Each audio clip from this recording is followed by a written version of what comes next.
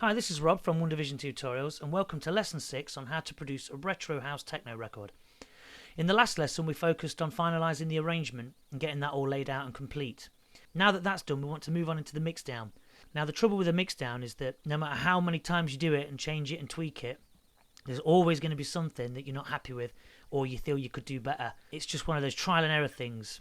The way that I do mixdowns is that I always start with the kick and the bass and EQ out any frequencies that shouldn't really be there so that the two go together. Then I work closely with the hats and then the snare and the claps, which are more top end sounds, and then the rides and the percussion, and we go through those individually and get those all sounding really nice whilst keeping the bass in as well, because that's the low end sound that we're going to be trying to keep as low as we possibly can.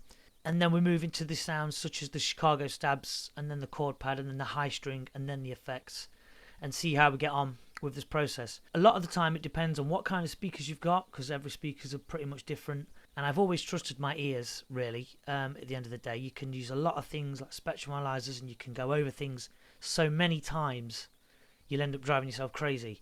So what I'm going to do with this mixdown, in order just to give you a simple guidance on how to get your track sounding as good as you possibly can.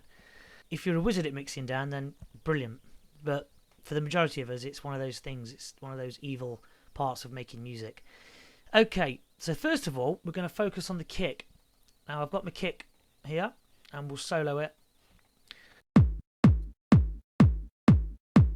It's coming through nicely. It's kind of got a little bit of punch to it, even though I've taken a lot of the bottom end out, and you can see the settings I've used there. I've put a spectrum analyzer on, obviously just to help me take some of the higher frequencies out, because I wanted to keep it as low as possible. And then I go onto the bass line, and with the bass line, what I've done here is on the mix session I've taken out the compression that we put in originally and put in its own compressor down here, and I've just put it up, just tweaked it a little bit there, and I've taken the bottom end out pretty much fully here, as you can see on number 4. Sorry, I've taken the top end out, should I say, my apologies. Lowered it slightly there and put a dip in there. And the way to get your bass and your kick sounding good, I've took the bottom end out slightly there because the bass sound is actually quite rumbly, you know. So what I've done is I've gone over to the electro synth, taken quite a bit of the resonance out, because that's the top end stuff that we don't really want in there.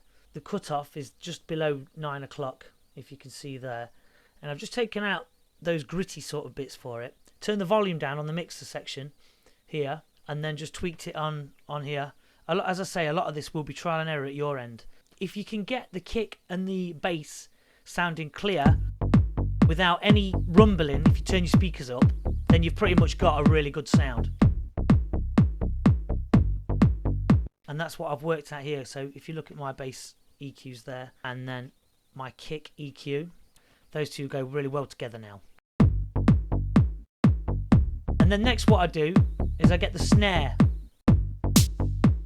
And then we take the snare, just check the settings on that. I've taken the bottom end out pretty much on that, as you can see, and just kept the snappiness of it. And just check the level. It's coming through nicely. You can hear the reverbs on it as well. And then we go over to the claps.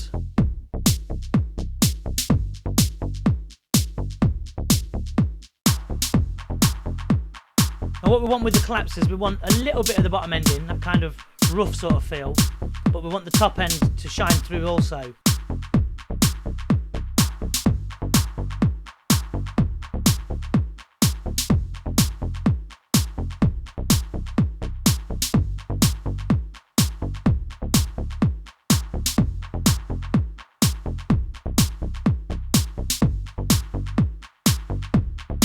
So it all depends on what kind of sound you want. Do you want a bit of a flange on there?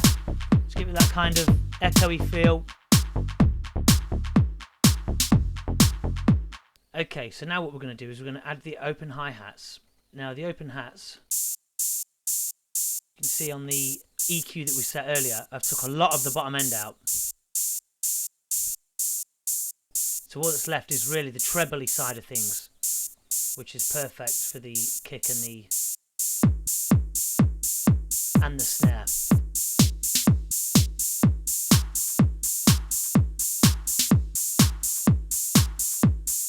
So when we drop the kick, it's nice and sharp, it's nice and crisp. So just keep your settings the way they are really. And just tweak them slightly. Do you want it a bit more trebly? It's entirely up to you.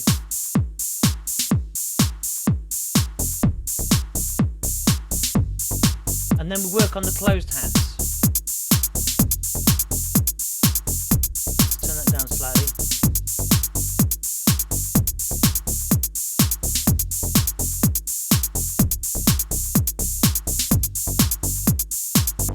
What we'll do is we'll copy the EQ off the open hats, delete the one on the closed hats and paste them onto the closed hats. So we've got the same EQ for the closed and the open hats.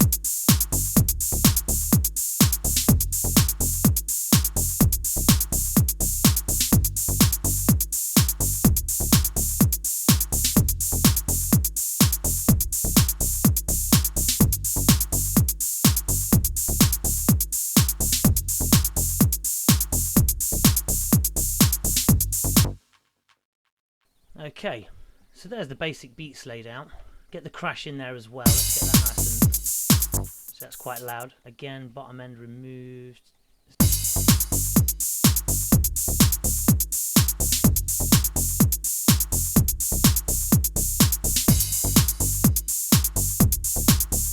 And then we'll stick the ride on. And with the rides, because they're quite airy, they've got a lot of reverb sort of sound to them. We need to just check that the bottom end is removed fully, otherwise it will be really breathy and like, so if you go, you can hear that, the difference.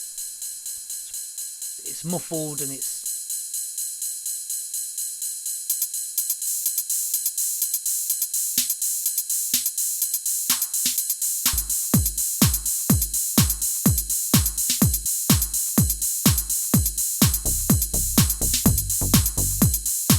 sounds nice.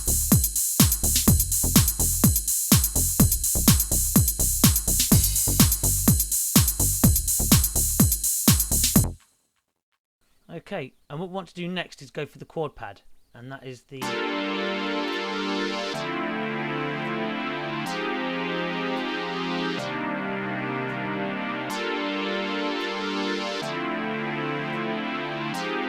And what we want to do is we want to put the bass on top.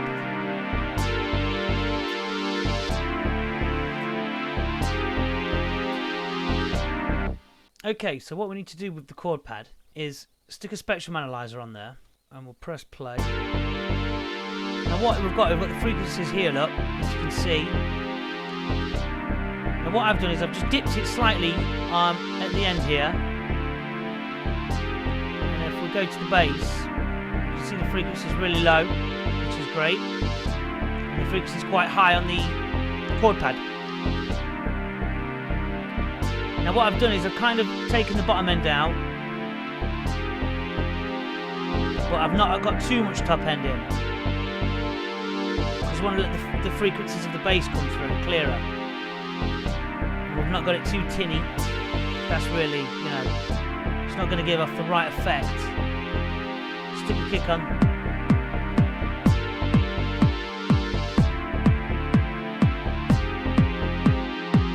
You could have it really warm.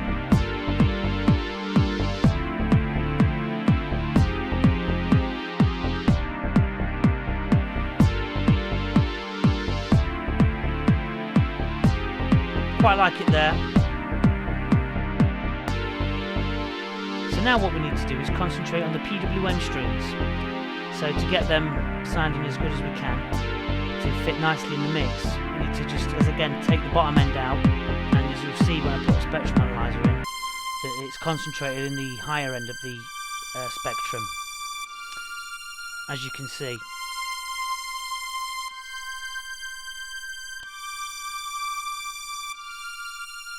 It's all concentrated in this top area here.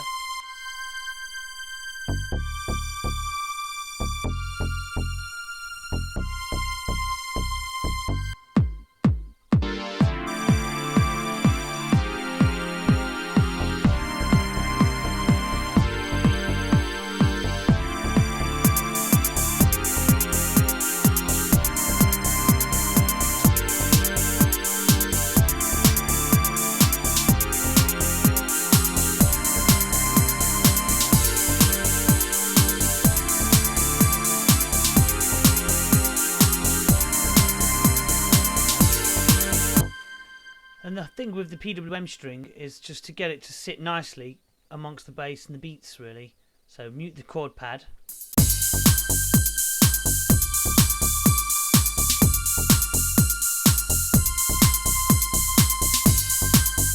And the kick's coming through nicely.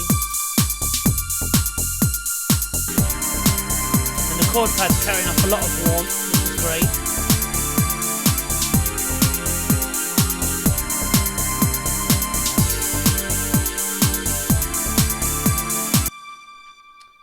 So there's not really a great deal I would do with the PWM string. You can tell the difference there, look, with the EQ.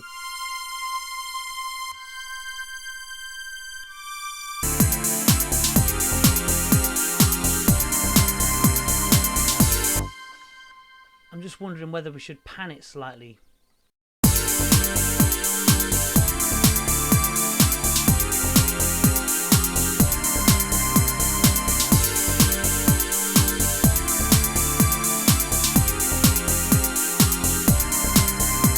Maybe keep the chord pad central, maybe pan the PWM string slightly to the left or slightly to the right, depending on whether the Chicago stack sound works well. So let's have a listen to that.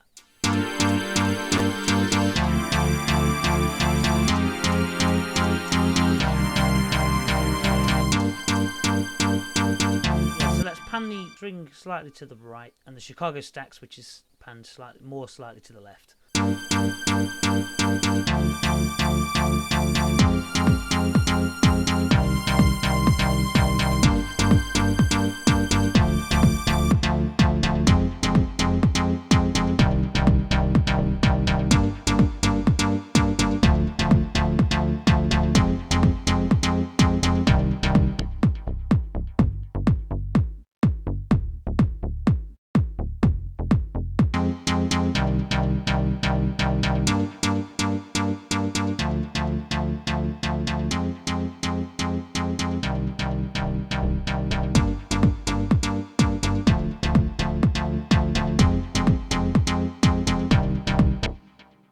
Now earlier what I did was I stuck a limiter on the Chicago stacks, so let's get rid of that.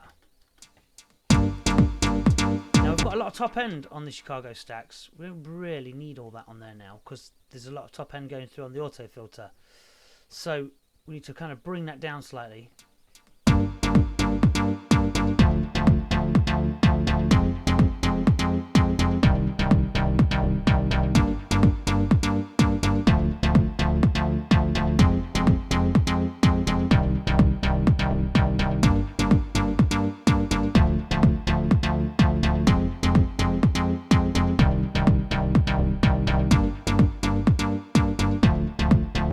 So I think the Chicago stack sound and the bass are really sitting tightly together. There's enough bottom end in there. You could perhaps put a little bit more of your compressor on. Just raise it slightly. But I think the two of them go well together.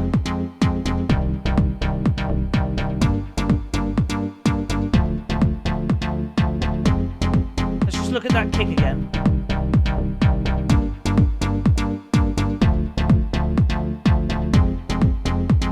Worth sticking a little bit more bottom end on the kick.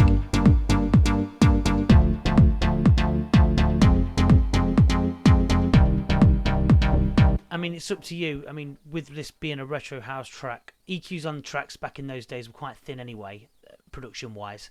As I say, when I started this mixdown process, it really is a case of trial and error. You could prefer to have your kicks thin, or you could prefer to have them quite fat and beefy.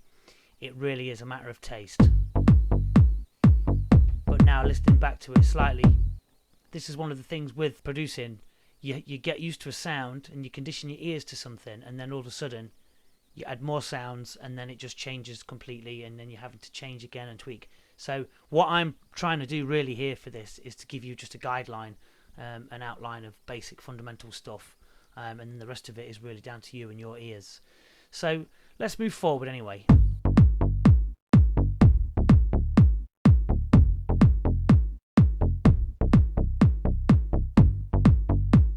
So I've just stuck it on slightly a bit more.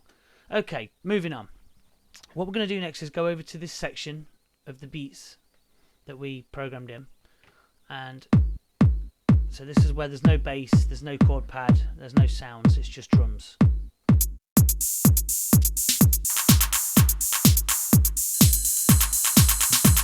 we've got the toms.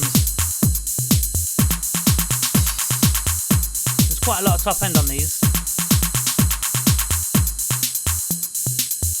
And the cowbell.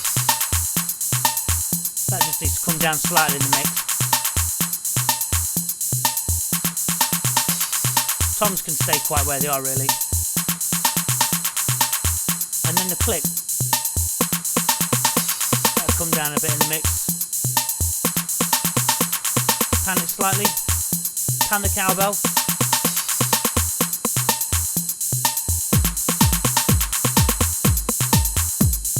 And then the 909.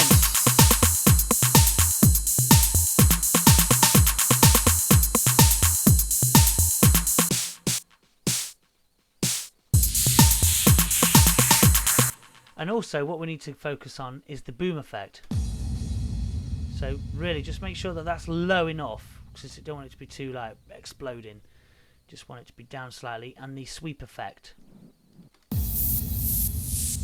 Again, the sweep effect, just make it quite trebly.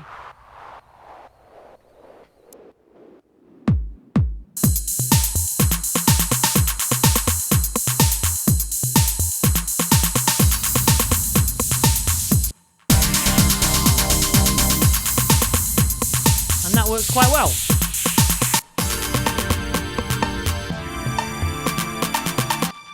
Okay, so for the final part of the mixdown, we're going to focus on the acid bass line that we put in. And with this, obviously with it being an acidy sound, we want to keep it as wet as possible. And if you notice, I've not really got an EQ on there, because I've been going on the filter settings on here. I mean, you could put an EQ on, depending on what you want really. I mean, it's a trial and error thing again. Does it work? Does it need any deepness to it?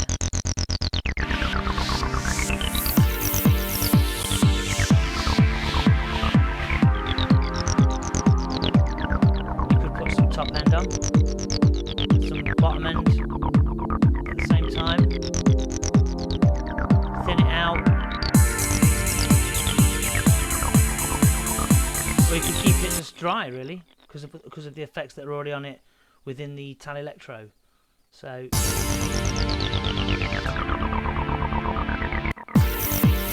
think it sounds better without, because it's only in for a small section of the track anyway, where it doesn't really conflict with the Chicago stacks, and the chord pad is filtered.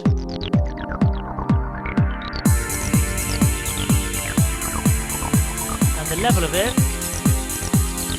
is quite okay.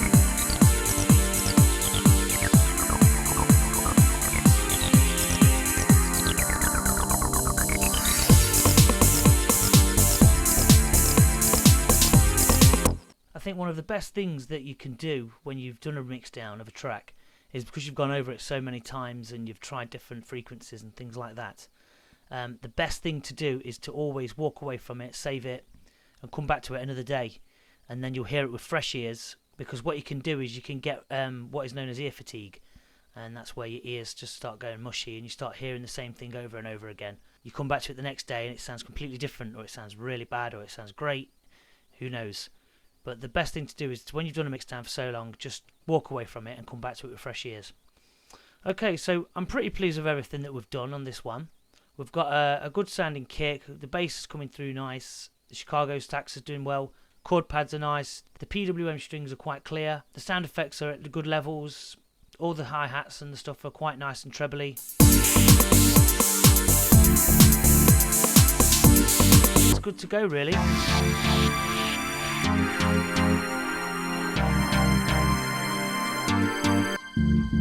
All the filters are in place. The crashes seem quite nice.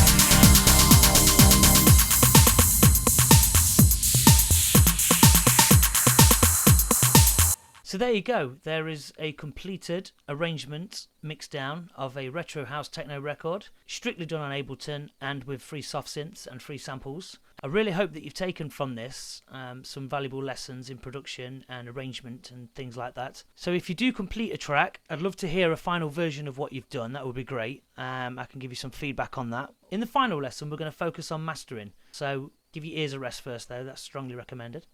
And I will see you in lesson 7. Thank you for watching.